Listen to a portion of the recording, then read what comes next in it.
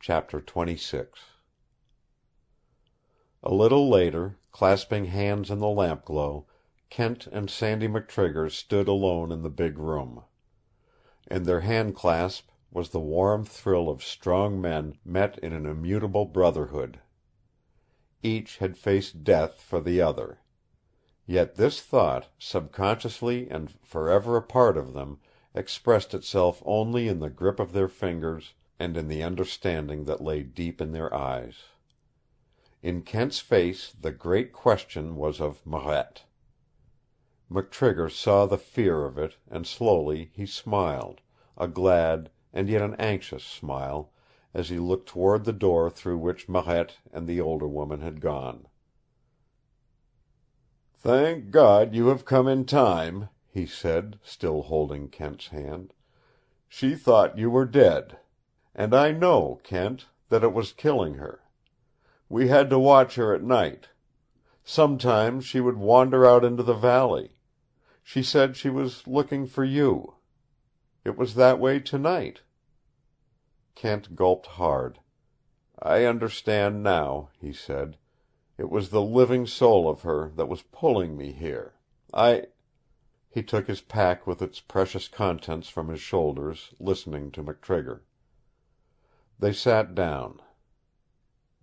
What McTrigger was saying seemed of trifling consequence beside the fact that Marette was somewhere beyond the other door, alive, and that he would see her again very soon. He did not see why McTrigger should tell him that the older woman was his wife. Even the fact that a splendid chance had thrown Marette upon a log wedged between two rocks in the chute, and that this log, breaking away, had carried her to the opposite side of the river, miles below, was trivial with the thought that only a door separated them now. But he listened. He heard McTrigger tell how Marette had searched for him those days when he was lost in fever at Andre Boileau's cabin, how she had given him up for dead, and how in those same days Laselle's brigade had floated down, and she had come north with it. Later he would marvel over these things, but now he listened, and his eyes turned toward the door. It was then that McTrigger drove something home. It was like a shot piercing Kent's brain. McTrigger was speaking quietly of O'Connor.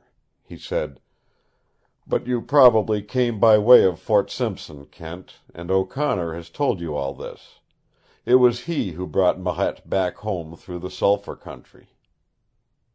O'Connor! Kent sprang to his feet.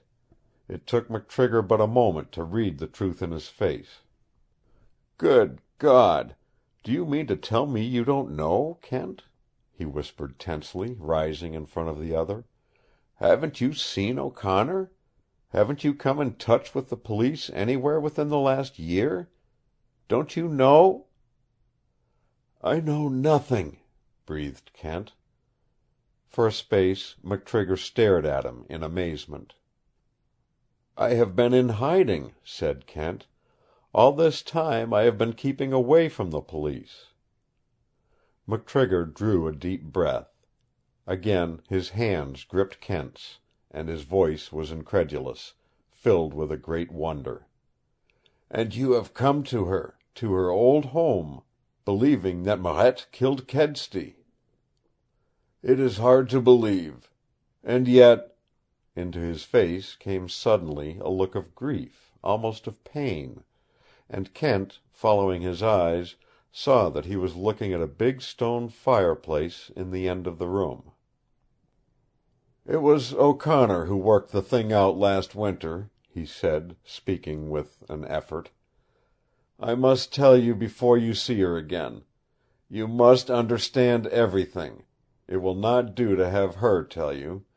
See—" Kent followed him to the fireplace.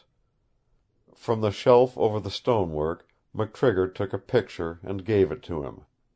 It was a snapshot, the picture of a bareheaded man standing in the open with the sun shining on him.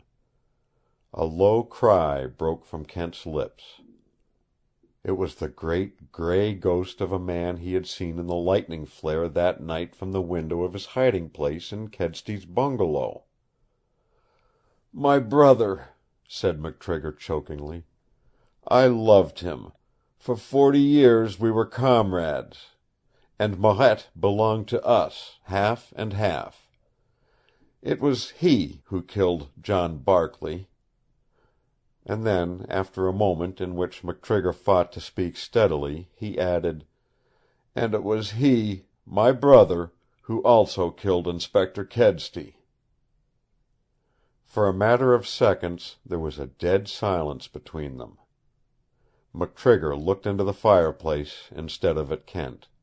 Then he said, "He killed those men, but he didn't murder them, Kent. It couldn't be called that. It was justice, single-man justice, without going to law. If it wasn't for Marette, I wouldn't tell you about it, not the horrible part of it. I don't like to bring it up in my memory. It happened years ago. I was not married then, but my brother was 10 years older than I and had a wife. I think that Marette loves you as Marie loved Donald. And Donald's love was more than that. It was worship. We came into the new mountain country, the three of us, even before the big strikes at Dawson and Bonanza. It was a wild country, a savage country, and there were few women in it. But Marie came with Donald. She was beautiful, with hair and eyes like Marette's. That was the tragedy of it. I won't tell you the details. They were terrible. It happened while Donald and I were out on a hunt.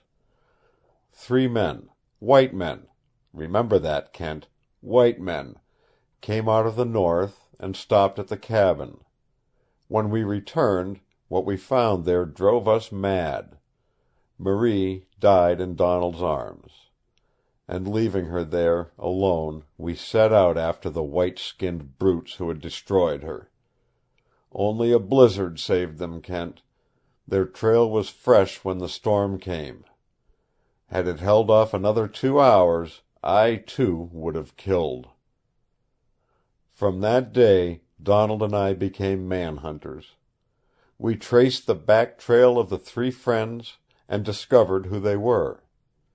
2 years later, Donald found one of the 3 in the Yukon, and before he killed him, he made him verify the names of the other 2.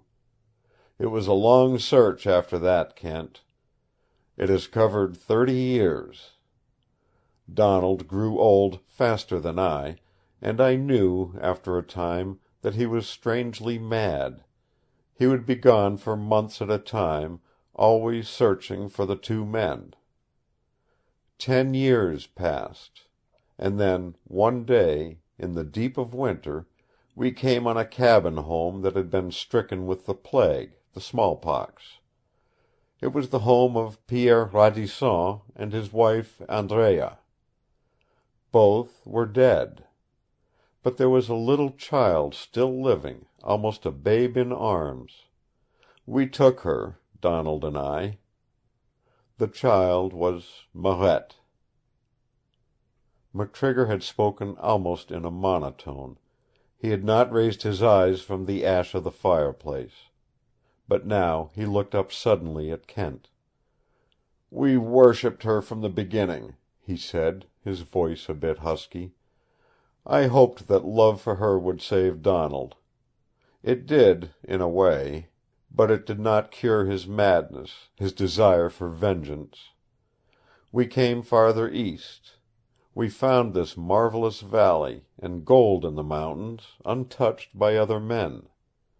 We built here, and I hoped even more that the glory of this new world we had discovered would help Donald to forget. I married, and my wife loved Marette. We had a child, and then another, and both died. We loved Marette more than ever after that. Anne, my wife, was the daughter of a missioner, and capable of educating Marette up to a certain point. You will find this place filled with all kinds of books, and reading, and music. But the time came when we thought we must send Marette to Montreal. It broke her heart. And then, a long time after—" McTrigger paused a moment, looking into Kent's eyes.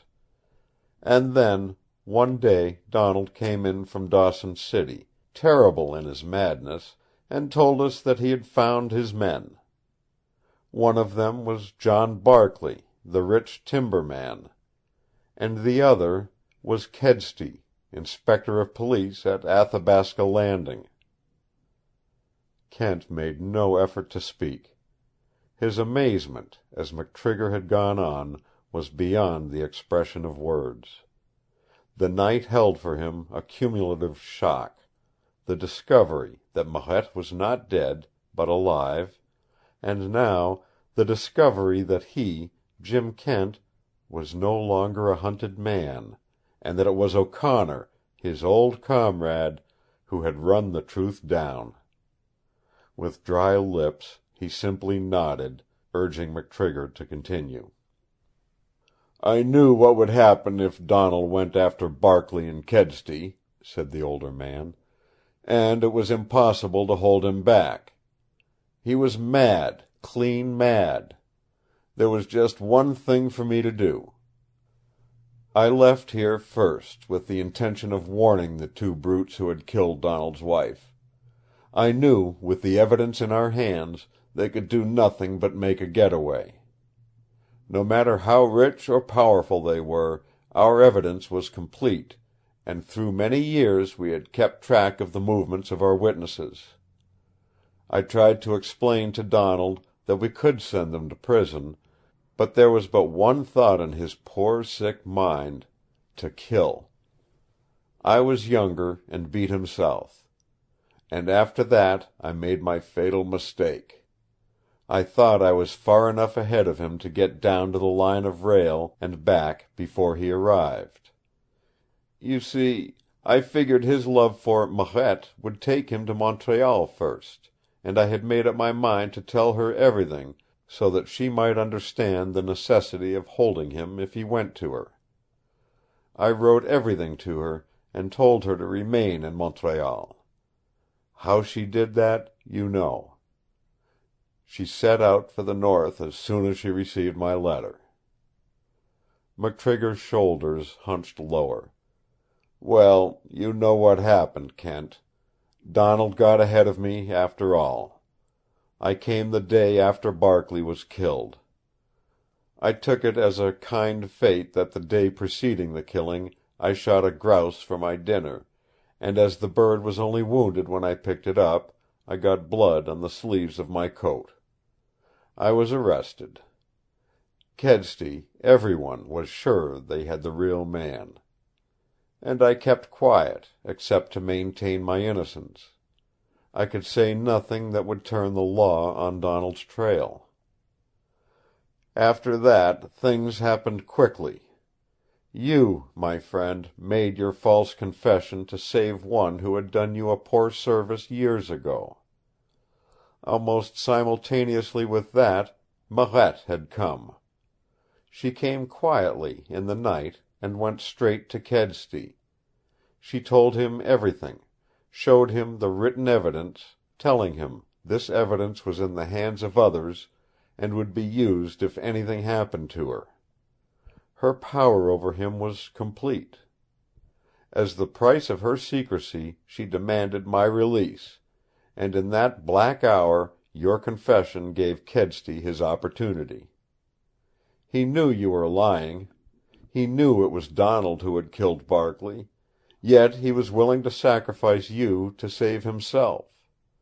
And Marette remained in his house, waiting and watching for Donald, while I searched for him on the trails. That is why she secretly lived in Kedsty's house. She knew that Donald would come there sooner or later, if I did not find him and get him away, and she was plotting how to save you. She loved you, Kent, from that first hour she came to you in the hospital, and she tried to exact your freedom also as an added price for her secrecy. But Kedsty had become like a cornered tiger. If he freed you, he saw his whole world crumbling under his feet. He, too, went a little mad, I think. He told Marette that he would not free you, that he would go to the hangman first. Then, Kent, came the night of your freedom, and a little later Donald came to Kedsty's home. It was he whom you saw that night out in the storm. He entered and killed Kedsty. Something dragged Marette down to the room that night. She found Kedsty in his chair, dead.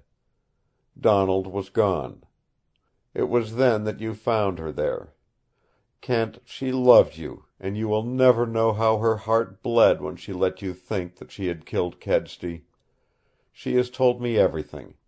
It was her fear for Donald, her desire to keep all possible suspicion from him until he was safe, that compelled her not to confide even in you. Later, when she knew that Donald must be safe, she was going to tell you. And then you were separated at the chute. McTrigger paused, and Kent saw him choke back a grief that was still like the fresh cut of a knife in his heart. And O'Connor found out all this? McTrigger nodded. Yes. He defied Kedsty's command to go to Fort Simpson and was on his way back to Athabasca Landing when he found my brother. It is strange how all things happened, Kent, but I guess God must have meant it that way. Donald was dying, and in dying, for a space, his old reason returned to him. It was from him, before he died, that O'Connor learned everything. The story is known everywhere now. It is marvelous that you did not hear—" There came an interruption, the opening of a door. Anne McTrigger stood looking at them, where a little time before she had disappeared with Marette. There was a glad smile in her face. Her dark eyes were glowing with a new happiness. First they rested on McTrigger's face, and then on Kent's. "Marette is much better," she said in her soft voice. "She is waiting to see you, M'sieu Kent. Will you come now?" Like one in a dream, Kent went toward her. He picked up his pack, for with its precious contents it had become to him like his own flesh and blood. And as the woman led the way and Kent followed her, McTrigger did not move from the fireplace. In a little while Anne McTrigger came back into the room. Her beautiful eyes were aglow. She was smiling softly, and putting her arms about the shoulders of the man at the fireplace, she whispered, "I have looked at the night through the window, Malcolm. I think that the stars are bigger and brighter than they have been in a long time. And the Watcher seems like a living God up in the sky. Come, please." She took his hand, and Malcolm went with her. Over their heads burned a glory of stars. The wind came gently up the valley, cool with the freshness of the mountain tops, sweet with the smell of meadow and flowers. And when the woman pointed through the glow, Malcolm McTrigger looked up at the Watcher, and for an instant he fancied that he saw what she had seen, something that was life instead of death. A glow of understanding and of triumph in the mighty face of stone above the lace mists of the clouds. For a long time they walked on, and deep in the heart of the woman a voice cried out again and again that the Watcher knew, and that it was a living joy she saw up there, for up to that unmoving and voiceless God of the mountains she had cried and laughed and sung, and even prayed. And with her Marette had also done these things, until at last the pulse and beat of women's souls had given a spirit to a form of rock. Back in the chateau which Malcolm McTrigger and his brother Donald had built of logs, in a room whose windows faced the Watcher himself, Marette was unveiling the last of mystery for Jim Kent. And this, too, was her hour of triumph. Her lips were red and warm with the flush brought there by Kent's love. Her face was like the wild roses he had crushed under his feet all that day. For in this hour the world had come to her and had prostrated itself at her feet. The sacred contents of the pack were in her lap as she leaned back in the great blanketed and pillowed chair that had been her invalid's nest for many days. But it was an invalid's nest no longer. The floods of life were pounding through her body again, and in that hour when Malcolm McTrigger and his wife were gone, Kent looked upon the miracle of its change. And now Marette gave to him a little packet, and while Kent opened it, she raised both hands to her head, and unbound her hair so that it fell about her in shining and glorious confusion. Kent, unwrapping a last bit of tissue paper, found in his hands a long tress of hair. "See, Jeems, it has grown fast since I cut it that night." She leaned a little toward him, parting her hair with slim, white fingers so that he saw again where the hair had been clipped the night of Kedsty's death. And then she said, "You may keep it always if you want to, Jeems, for I cut it from my head when I left you in the room below, and when you almost believed I had killed Kedsty. It was this." She gave him another packet, and her lips tightened a little as Kent unwrapped it, and another tress of hair shimmered in the lamp-glow. "That was Father Donald's," she whispered. It was all he had left of Marie, his wife. And that night, when Kedsty died—" "I understand," cried Kent, stopping her. "He choked Kedsty with it until he was dead. And when I found it around Kedsty's neck, you let me think it was yours, to save Father Donald." She nodded. "Yes, Jeems. If the police had come, they would have thought I was guilty. I planned to let them think so until Father Donald was safe. But all the time I had here in my breast this other tress, which would prove that I was innocent when the time came. And now, Jeems—" She smiled at him again and reached out her hands. "Oh, I feel so strong! And I want to take you out now, and show you my valley. Jeems, our valley, yours and mine, in the starlight. Not tomorrow, Jeems, but tonight. Now." A little later the Watcher looked down on them, even as it had looked down on another man and another woman who had preceded them. But the stars were bigger and brighter, and the white cap of snow that rested on the Watcher's head like a crown caught the faint gleam of a far-away light, and after that, slowly and wonderfully, other snow-crusted mountain-tops caught that greeting radiance of the moon. But it was the Watcher who stood out like a mighty god among them all, and when they came to the elbow in the plain, Marette drew Kent down beside her on a great flat rock, and laughed softly as she held his hand tightly in her lap.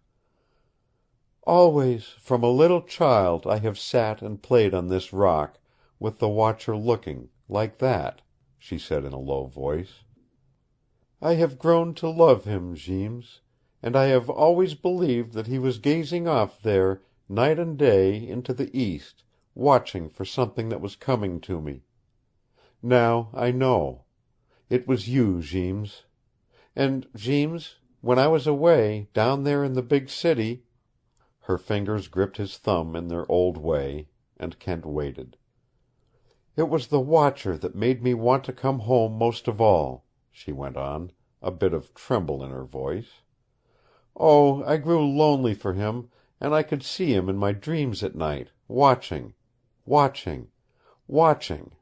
and sometimes even calling me. Jeems, do you see that hump on his left shoulder, like a great epaulet?" "Yes, I see," said Kent. "Beyond that, on a straight line from here, hundreds of miles away, are Dawson City, the Yukon, the big gold country, men, women, civilization. Father Malcolm and Father Donald have never found but one trail to this side of the mountains, and I have been over it 3 times, to Dawson. But the Watcher's back is on those things. Sometimes I imagine it was he who built those great ramparts through which few men come. He wants this valley alone. And so do I. Alone with you and with my people." Kent drew her close in his arms. "When you are stronger," he whispered, "we will go over that hidden trail together, past the Watcher, toward Dawson. For it must be that over there we will find a missioner." He paused. "Please go on, Jeems." "And you will be my wife." "Yes, yes, Jeems, forever and ever. But, Jeems," her arms crept up about his neck, "very soon it will be the 1st of August." "Yes." "And in that month there come through the mountains each year a man and a woman to visit us, Mother Anne's father and mother. And Mother Anne's father—" "Yes." "Is a missioner, Jeems." And Kent, looking up in this hour of his triumph and joy, believed that in the Watcher's face he caught for an instant the passing radiance of a smile.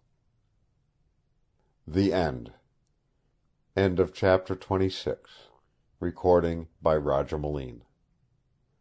The Valley of Silent Men by James Oliver Curwood.